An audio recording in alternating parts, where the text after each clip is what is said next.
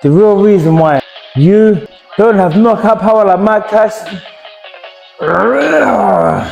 isn't because of your strength training, but it's because of your boxing know-how. Take time, read the book. It's true. The real reason why you can't punch hard is because of your boxing know-how, the boxing technique. You don't know how you're meant to punch hard. You're confused and you think if you train really hard and have big bulging biceps, you're going to be a knockout artist, but you couldn't be further from the truth. Between this and this is in my boxing know-how.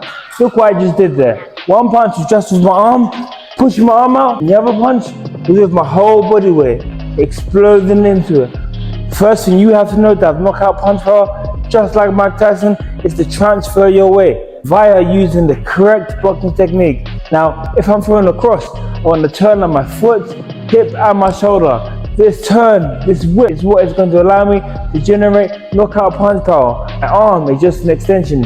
So when I drive via my hips, my body's transferring all the energy from the ground because I'm more anchored to the floor, and it's going to transfer it through my fist.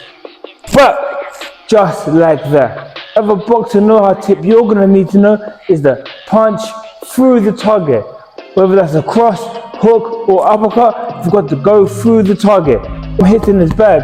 I don't want to aim just to hit the bag, because when I hit the bag here, I'm going to start pulling away from it. So instead, you have to aim to go through the bag. So you hit the target, push through it, and then you go back. Punching through the target can dramatically increase the amount of punch power you have instead of pulling away from the punch.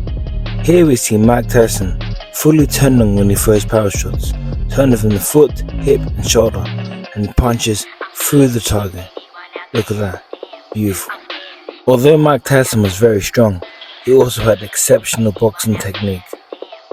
And the boxing technique is what scored him the knockout. Here we see Mike Tyson punishing the heavy bag, punching through the bag, fully turning on his hips.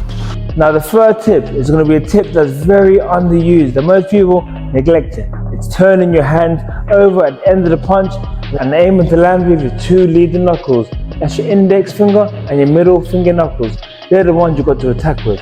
Hitting the bag, sparring or fighting, you don't want to just be pushing your arm out like that. You want to be pushing your arm out, and at the last moment, you're going to turn your hand over and twist in.